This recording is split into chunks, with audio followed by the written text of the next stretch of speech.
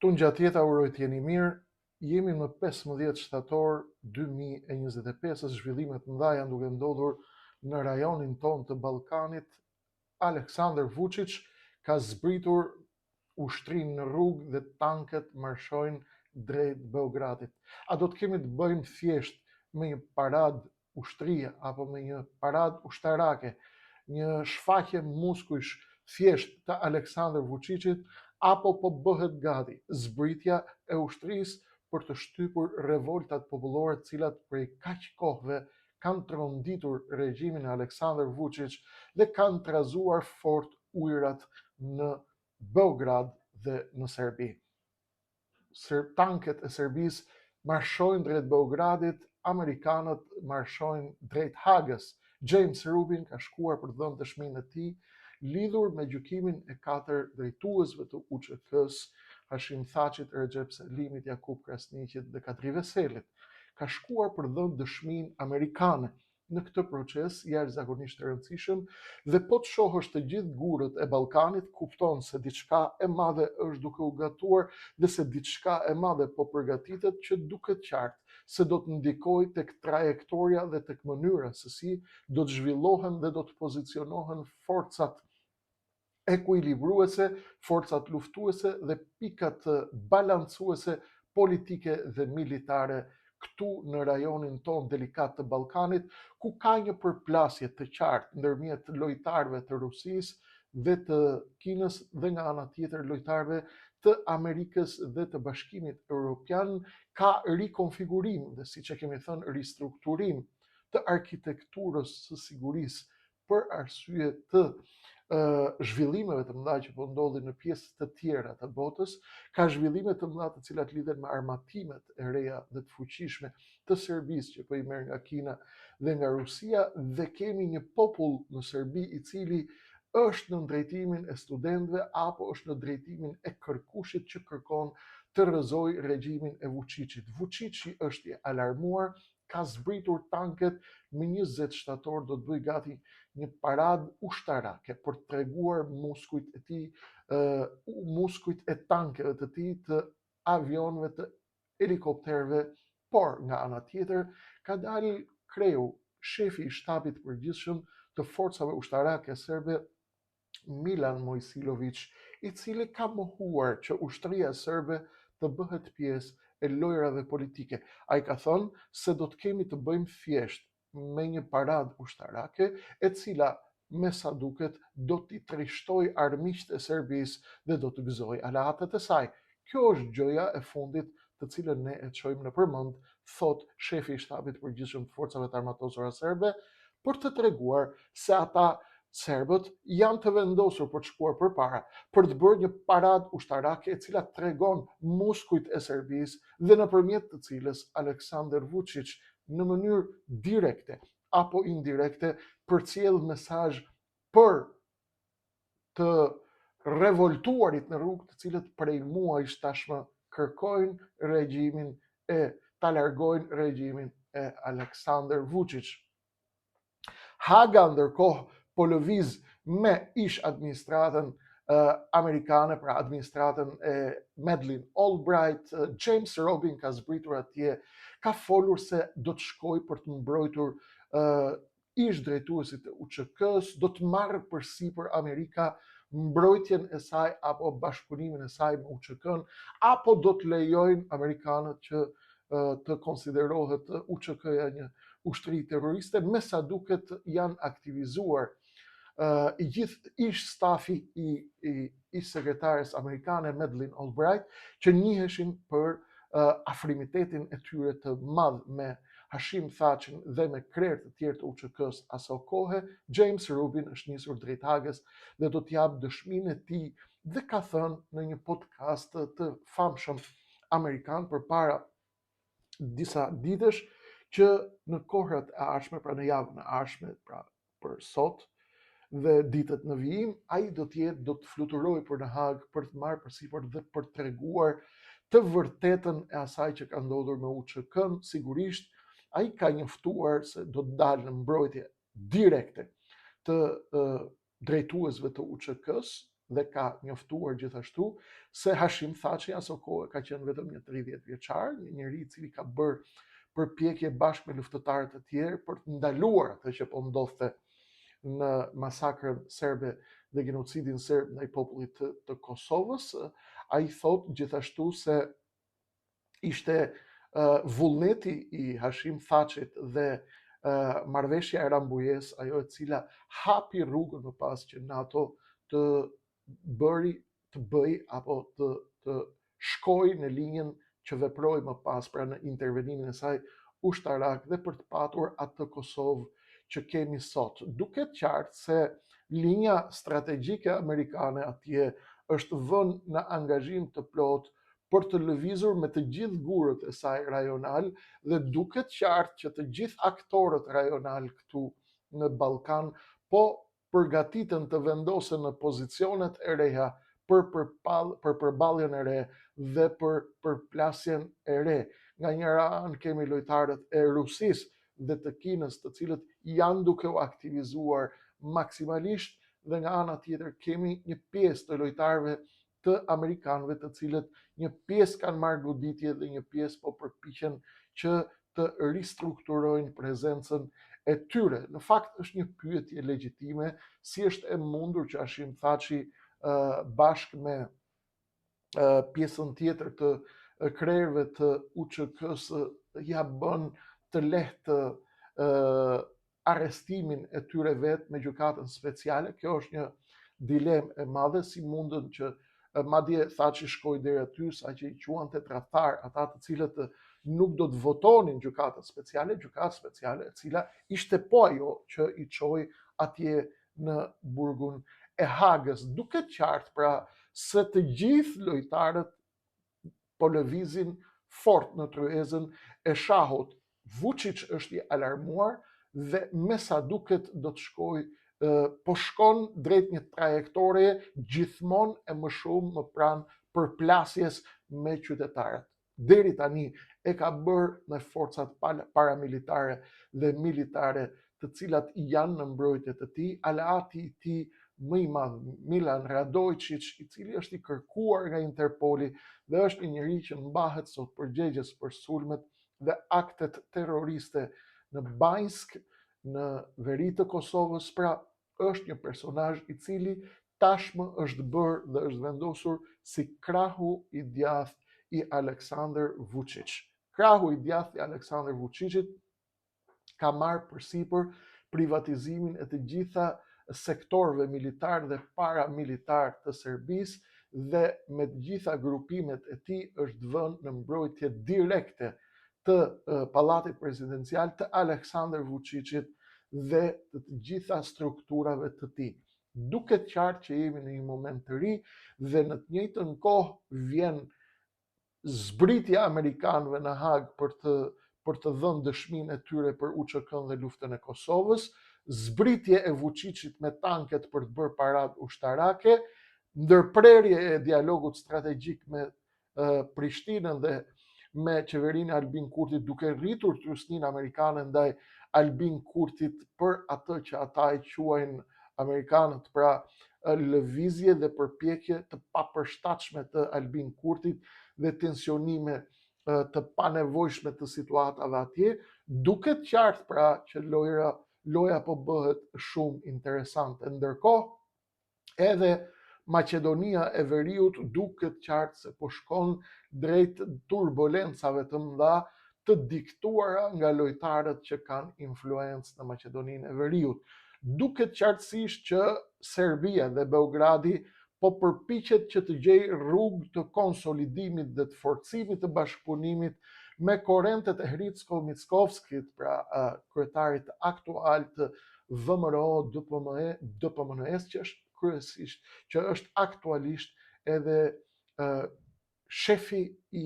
aktual i Maqedonisë së Veriut. Maqedonia e Veriut po shkon drejt një momenti të ri, i cili do të kuptohet akoma më qartë tek mënyra se si do të vendosen lojtarët në zgjedhjet e ardhshme lokale atje. Duket qartë që ka një forcim të padiskutueshëm të VMRO-DPMNE-s dhe një rënje të dukshme të LSDM-s, pra kemi gjithashtu edhe një prani më të fortë të Serbisë në qeverisjen aktuale të Mickovskit në Maqedoni. Kemi parë edhe manifestime që janë bërë në qytetin e Manastirit në përkujtim të luftës së ndërmjet serbëve dhe bullgarëve në vitin 1916, ku ka patur prezencë të niveleve të larta të pushtetit të Serbisë të pranishëm në këto takime dhe në këto tubime në Manastir, por jo vetëm. Pra duket qartë që Beogradi dhe Rusia do të lëvizin të gjithë aktorët e tyre, por edhe aktorët e tjerë, siç janë Kina dhe lojtarë të tjerë të aksit të lindjes, duket qartë që do të lëvizin të gjithë aktorët e tyre brenda Ballkanit për të kuptuar dhe për të çuar përpara trajektoren e projektuar prej secilës palë. Vučić është shumë i tronditur në Maqedoninë e Veriut, është në gjendje për të mos u patur zili, është një gjendje të tronditur, është një gjendje të trishtuar, ka kërkuar tashmë mbrojtjen e një kriminali si Milan Radojčić dhe duket qartë që po merr masa të shtojë çdo ditë e më shumë dhunën ndaj protestuesve të cilët janë duke e tronditur nga themelet pushtetin e Aleksandar Vučićit në Beograd. Madje forcat paramilitare serbe që janë në mbrojtje të regjimit të Vučićit në Serbi kanë shkuar deri aty sa kanë përdorur edhe lëndë të rrezikshme kimike.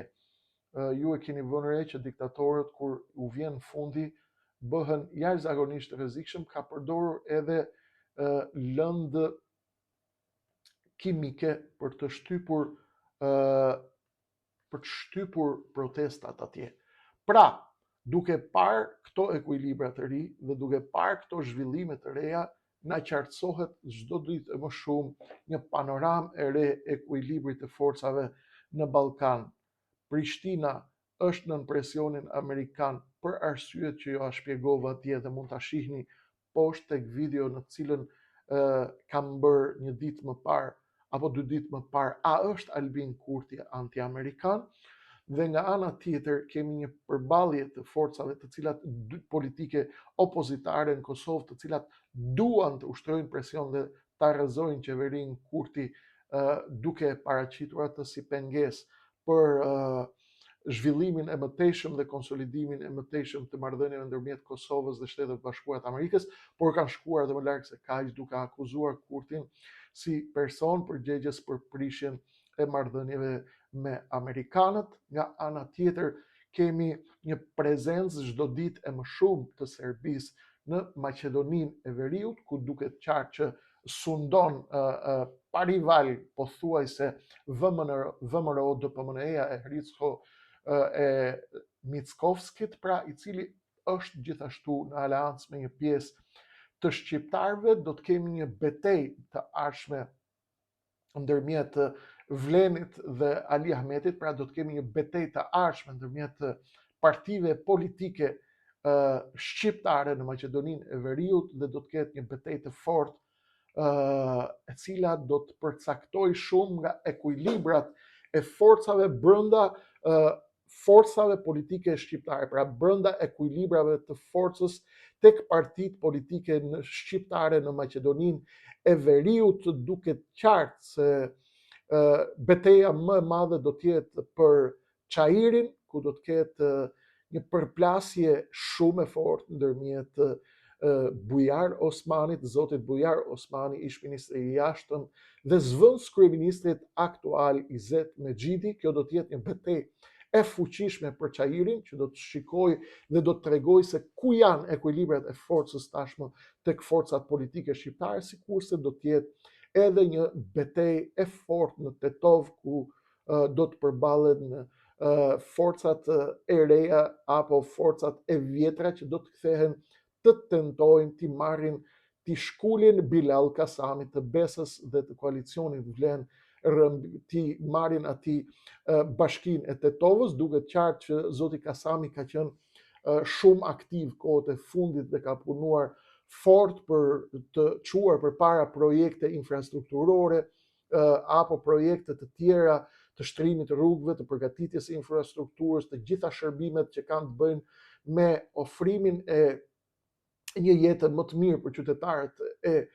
Tetovës, ndërkohë që në vitet e shkuara ka patur një dembelizëm total. Do të shohim si do të reagojë Tetova dhe Çairi i Shkupit. Këto janë dy bastionet kryesore. A do të vazhdojnë tetovarët që t'i japin mbështetje Bilal Kasamit, njëri shumë popullor dhe shumë i dashur për Tetovën, apo do të batojnë tek forcat e tjera politike shqiptare drejtuara nga Ali Ahmeti? Kjo mbetet për t'u parë, por ajo që kuptojmë qartësisht është se ekuilibrat e forcës po lëvizin dhe zhvillimet tregojnë ndërhyrja e Serbisë në Maqedoninë e Veriut dhe në Maltëzi, sigurisht sot në Maltëzi kemi një qeveri pro-serbe, edhe pse ka një interesim amerikan në rritje për Malin e Zi dhe për Podgoricën. Kemi parë zyrtar të lartë të Malit të Zi, të cilët kanë vizituar Washingtonin ditët dhe kohët e fundit për të treguar, dhe kemi një interes të shtuar amerikan për Malin e Zi, me sa duket për të mbajtur larg influencës ruse dhe kineze Malin e Zi, dhe nga ana tjetër kemi një tentativë për të ndërhyrë sa më shumë në çështjet e Maqedonisë së Veriut, çka mund të çojë në përgatitjen e një klime apo të kushteve për ndarjen e Maqedonisë Veriut në një të ardhme jo shumë të qartë. Kjo duket qartë dhe do të bëhet akoma më qartë me mënyrën se si do të shkojë trajektoria e përplasjes ndërmjet dy akseve kryesore strategjike gjeopolitik në Ballkan, veçanërisht në Maqedoninë e Veriut. A do të kemi një triumf të korridorit 8, i cili është një projekt i Bashkimit Evropian dhe i Shteteve të Bashkuara të Amerikës, korridori 8, i cili lidh strategjikisht Shqipërinë, Maqedoninë e Veriut dhe Bullgarinë, apo do të fitojë korridori 10, korridori i Kinës dhe i Rusisë, që ka lidhje me Serbinë dhe me Budapestin. Mënyra se si do të lëvizin balancat e forcës dhe trajektoria e balancave tek këto dy akse kryesore gjeostrategjik që përcaktojnë në një mënyrë apo në një tjetër trajektoren gjeopolitike të Ballkanit, do të kuptojmë nëse do të kemi tendenca për të shkuar në hapjen e dosjeve të rrezikshme apo të forta apo të mëdha për krijim klime të federalizimit apo të ndarjes së shqiptarëve nga Maqedonia e Veriut. Fjalë, biseda, ide që kohët e fundit kanë filluar të artikulohen më me forcë. Nuk mund ta fshehim se ajo që po ndodh është më e madhe se të gjithë. Nuk mund ta fshehim se aktivizimi dhe trishtimi i Aleksandar Vučićit në Serbi, përpjekja e tij për treguar muskujt dhe për të nxjerrë ushtrinë në atë që ai e konsideron paradë ushtarake, por edhe një mesazh të drejtë për drejtë për protestuesit të cilët rrezikojnë pushtetin e Aleksandar Vučićit. A do të shkojmë drejt një lufte civile dhe përplasje civile në Beograd? Duket që gjasat janë se situata atje do të bëhet akoma më rrezikshme, sepse as protestuesit nuk do të heshtin, por me sa duket edhe Aleksandar Vučić është i vendosur për të mos u tërhequr dhe është i vendosur për të çuar përpara aksionin e tij represiv, shkatërues, goditës me forca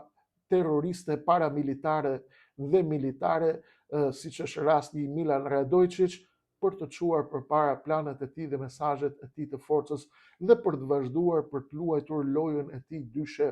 një këmbë në Bashkimin Evropian dhe në Washington dhe këmbën tjetër në Pekin dhe në Moskë. A do të lejojë Amerika që të vazhdohet ekuilibri të lëviz në këtë trajektore, apo do të aktivizojnë Hagen dhe do të tentojnë të rikthejnë ish luftëtarët e UÇK-s në skenën politike të Kosovës për të larguar Kurtin nga atje dhe për të krijuar një klasë politike alternative, pasi duket qartë që zoti Memli Krasniqi dhe zoti